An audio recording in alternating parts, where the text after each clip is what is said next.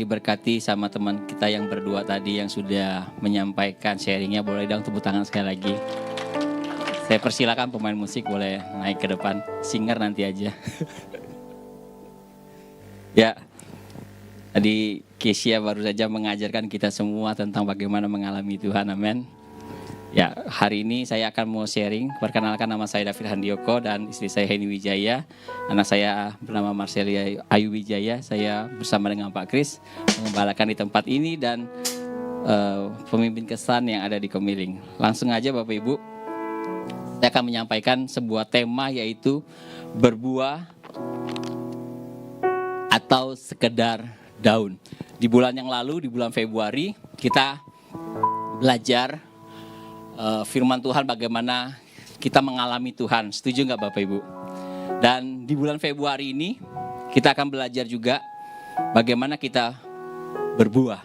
Sesuai dengan tema tahunan kita, Sinode mengajak kita untuk mengalami Tuhan, hidup berbuah. Nah, dalam hal ini saya akan bacakan di dalam Markus 11 ayat 12 sampai ayat yang ke-14. Begini firman Tuhan, keesokan harinya sesudah Yesus dan ke-12 muridnya yang meninggalkan Betania, Yesus merasa lapar, ayat 13. Dan dari jauh ia melihat pohon ara yang sudah berdaun, ia mendekatinya untuk melihat kalau-kalau ia mendapatkan apa pada pohon itu. Tetapi waktu ia tiba di situ, ia tidak mendapat apa-apa selain daun-daun saja, sebab memang bukan musim buah ara. Ayat 14. Maka katanya kepada pohon itu, janganlah lagi seorang pun makan buahmu selama-lamanya. Dan murid-muridnya pun mendengarnya. Selanjutnya, daun banyak tetapi tidak ada buahnya. Jadi dikatakan bahwa ini ada banyak daun tapi nggak ada buahnya. Pelayanan bisa dikaitkan dengan kelihatannya aktif, rapi, banyak kegiatan. Ini gambaran serius yang Tuhan bagikan kepada pelayan-pelayan. Artinya apa? Mungkin teman-teman di sini yang melayani di mimbar, di setiap minggu, di kesan, ya merasa bahwa aktivitas saya sudah oke loh. Pelayanan saya sudah oke, udah rapi, semuanya saya banyak kegiatan. Aser saya pelayanan, singer saya pelayanan, multimedia saya pelayanan. Wah pokoknya udahlah, saya minimal tiga divisi saya bisa melayani dan sebagainya. Keren nggak? Keren, betul nggak? Hebat, talenta.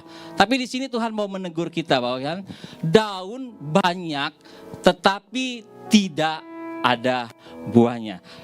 Di poin pertama ada 2 poin yang saya mau sampaikan. Next. Penampilan rohani tidak sama dengan buahnya Bapak Ibu. Yuk katakan amin. Jadi penampilan rohani tidak sama dengan buah. Next. Dikatakan begini Bapak Ibu. Di dalam Markus 11 ayat 13 dikatakan, ia tidak mendapat apa-apa selain daun-daun saja. Jadi latar belakang dari ayat ini begini. Jadi Yesus itu ini bukan bicara tentang Yesus lagi lapar ya. Bukan bicara, aduh Yesus lagi lapar, tiba-tiba dia cari makanan. Wah kayak ada pohon tuh, ini kayaknya makanan nih, bukan. Tapi dia lagi bercoba mendialog sama murid-muridnya. Sebelumnya dia lagi perjalanan dari Betania ke Yerusalem. Didapatkan keadaan di mana jemaat, pemimpin, orang-orang Israel pada saat itu, mereka itu kelihatannya pemimpin-pemimpin agama itu kelihatan rohani banget. Hidupnya itu sempurna banget, tidak ada celahnya Bapak. Tapi ketika Tuhan melihat, mereka tuh gak punya hubungan dengan Bapa, tidak punya hubungan dengan Allah. Yang mereka lakukan aja hanya kegiatan-kegiatan agamawi. Yang mereka lakukan adalah kegiatan-kegiatan seperti pelayanan pada umumnya. Tapi Tuhan mau mengajarkan kepada mereka bahwa seperti orang-orang Farisi yang mengerti tentang firman Tuhan, tapi mereka tidak mengalami Tuhan. Yang mengerti boleh berikan tepuk tangan Bapak Ibu. Jadi artinya di sini bukan bicara tentang penampilan rohani aja. Tuhan pengen mau melihat setiap kita pelayan Tuhan di tempat ini bukan hanya sekedar melayani, tapi Tuhan mau Tuhan tuh melihat ada sesuatu dampak atau buah yang bisa dinikmati. Nah, ketika Yesus datang melihat pohon itu tidak berbuah, kalau kita lihat pohon ini arah ini agak unik. Pohon ara itu bicara tentang bagaimana ketika dia, biasanya kalau pohon ada umumnya keluar daun dulu dong, betul nggak? Baru keluar buahnya. Tapi ini berbeda.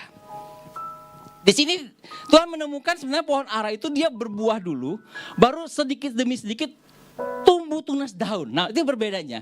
Jadi pengertian dari pohon ini seolah-olah Tuhan tuh bilang ini ada penipuan, ada manipulasi, ada yang kelihatannya, ini daunnya banyak banget, sudah pasti dong buahnya banyak, betul nggak?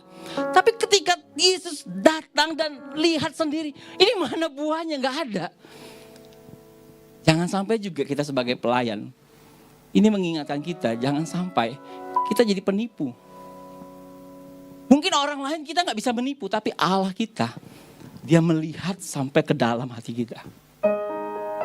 Yang mengerti boleh dengan tepuk tangan buat kita semua. Jangan sampai pelayanan kita yang hebat, jangan sampai buah daunnya yang lebat, tapi ketika Yesus melihat tidak ada buahnya. Nggak kelihatan dampaknya. Di poin kedua, pelayanan tanpa buah kehilangan kuasa. Wow, ini lebih seru lagi. Wow. Pelayanan tanpa buah kehilangan kuasa. Di Markus 11 ayat 20 kita loncat lagi. Dari ayat yang ke-14 tadi dikatakan begini. Next. Pagi-pagi ketika Yesus dan murid-muridnya lewat, mereka melihat pohon ara itu tadi sudah kering sampai ke akarnya Bapak Ibu. Jadi artinya jangan sampai kita pelayan, kita yang ada di mimbar, kita ada yang ada dimanapun juga kita melayani. Tujuan kita melayani itu adalah memberikan dampak, katakan dampak. Tapi kita sendiri nggak keisi, kita sendiri nggak ada sesuatu yang kita mau bagikan. Bisa nggak orang melayani tanpa hubungan sama Tuhan? Bisa. Setiap orang bisa melayani Tuhan, setiap orang bisa bernyanyi, setiap orang bisa main musik, setiap orang bisa pelayanan asal, apapun bidang pelayanan kita. Tapi saya mau katakan, ini teguran buat saya dan kita semua. Ada nggak kuasa itu? Ada nggak yang kita mau bagikan ke orang lain? Saya merenung ketika saya menyiapkan ini. Sebelum saya membagikan buat Bapak Ibu semua, saya refleksi terhadap diri saya. Ketika saya pelayanan, pernah nggak saya ngambek? Pernah. Ketika saya pelayanan, pernah nggak saya mutung? Pernah. Ketika saya ditegur, pernah nggak saya merasa, ya udahlah, kalau memang gua nggak bisa, orang lain aja. Seketika kesombongan itu timbul. Pelayanan tanpa buah kehilangan kuasa. Bicara ini saya merasa, iya ya, jangan-jangan saya sedang kering. Jangan-jangan saya sedang kering. Sehingga apapun yang terjadi dalam hidup saya berontak. Bicara tentang sesuatu yang kering. Seperti halnya mobil tanpa bahan bakar, Bapak Ibu. Nggak bisa jalan. Makanya kita perlu Tuhan untuk memberikan motivasi dalam hidup kita. Bapak Ibu, ini bicara tentang apa? Para pelayan semuanya. Ini bicara tentang hubungan kita sama Tuhan. Ini bicara tentang hubungan kita dengan Tuhan. Seperti ayat yang sering kita dengar 1 bulan terakhir ini. Kalau kita mau berbuah, kita harus apa? Melekat. Bicara ini adalah bicara tentang penyembahan. Saya merasa di tahun ini saya harus mengalami Tuhan lebih lagi. Karena ketika kita gak mengalami Tuhan, kita gak akan punya dampak buat orang-orang yang kita layani. Kita hanya bisa bernyanyi, kita hanya bisa bermain musik. Tapi orang gak ngerasain apa yang kita berikan buat orang lain. Makanya dikatakan ketika kita melayani Tuhan, ketika kita melayani publik, seharusnya saya katakan kita harus punya pelayanan yang privasi dengan Tuhan. Terlebih dahulu kita harus memiliki hubungan yang privasi dengan Tuhan. Karena inilah bahan bakar kita untuk kita melayani. Inilah bahan bakarnya. Orang yang terhubung dengan Tuhan akan memiliki dampak dan kuasa, Bapak Ibu. Bicara tentang pujian dan penyembahan. Kita udah banyak tahu tentang pujian dan penyembahan. Tapi saya mau kasih tahu, ada sesuatu yang menggetarkan hati saya. Ketika kita bicara tentang pujian, itu ucapan syukur. Kita punya rumah baru, boleh gak kita bersyukur? Kita punya kendaraan baru, boleh gak kita bersyukur? Kalau bulan ini kita dapat promosi pekerjaan lebih bagus, boleh gak kita bersyukur? Itu baik semuanya. Tapi saya mau katakan, penyembahan lebih dari itu. Ketika engkau gak dapat promosi, ketika engkau belum punya rumah baru, ketika engkau belum punya kendaraan yang baru, tapi hatimu tetap tertuju kepada Tuhan.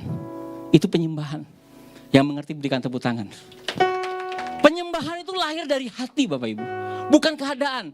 Dikatakan pohon ara tadi memang belum musim. Belum waktunya. Ini gak musim pohon buah ara. Tapi Tuhan datang itu bukan karena musimnya. Tapi keadaan kita yang tertuju kepada Tuhan. Tuhan tuh mau lihat buah kita tuh setiap hari. Bukan karena musiman, Bapak Ibu. Pelayanan kita itu bukan karena lagi mood bulan ini, bulan depan gak mood lagi. Enggak itu. Tuhan mau lihat buah itu setiap hari. Supaya apa? Supaya tetap ada kuasa. Maka dikatakan bahwa penyembahan itu lahir bukan karena keadaan. Penyembahan lahir bukan karena kita lagi ada promosi, bukan. Penyembahan itu hadir ketika kita ada di titik terendah sekalipun, tetap kita tertuju kepada Tuhan. Itulah penyembahan, Bapak Ibu. Maka saya mau katakan bahwa inti dari penyembahan adalah intim bersama dengan Tuhan. Intim bersama dengan Tuhan. Bicara intim, Bapak Ibu. Kalau saya bicara tentang hubungan orang dewasa, saya bisa cium istri saya setiap hari. Setuju gak Bapak Ibu? Boleh gak? Karena saya intim dengan istri saya. Saya gak bisa cium setiap orang. Gak bisa. Iya betul. Gila saya. Kalau saya cium setiap orang. Saya dipukul. Betul. Karena saya gak punya keintiman dengan semua orang.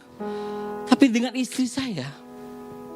Mau dari pagi, mau sampai sore, mau sore ketemu pagi lagi. Saya bisa setiap hari cium istri saya. Karena saya memiliki hubungan yang intim dengan istri saya. Begitu juga dengan Tuhan. Hubungan yang intim adalah hubungan yang memberikan suatu getaran. Di mana Tuhan melihat setiap hati yang mau menyembah Tuhan, surga bergetar. Daud, saya katakan Daud. Daud adalah orang yang berkenan di hadapan Tuhan. Di mata Tuhan, Daud itu sangat berkenan. Apakah Daud orang yang sempurna? Enggak. Daud pernah melakukan dosa. Tapi hebatnya Daud, dia cepat berbalik bertobat.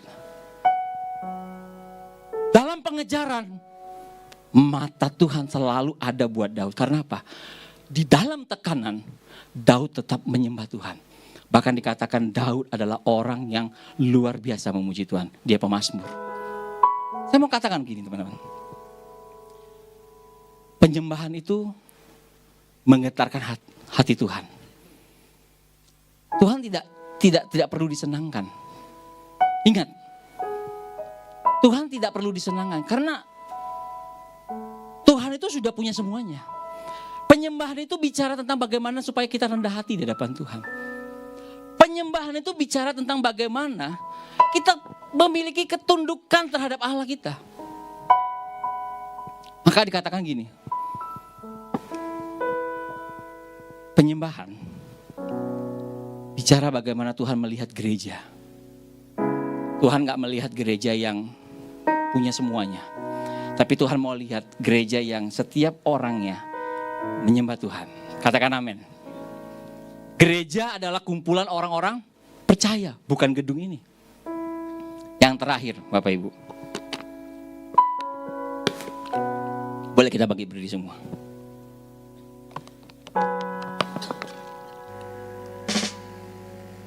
Singer boleh naik ke depan. Well boleh naik ke depan. Yang terakhir saya mau katakan begini. Hebatnya penyembahan itu bicara tentang bagaimana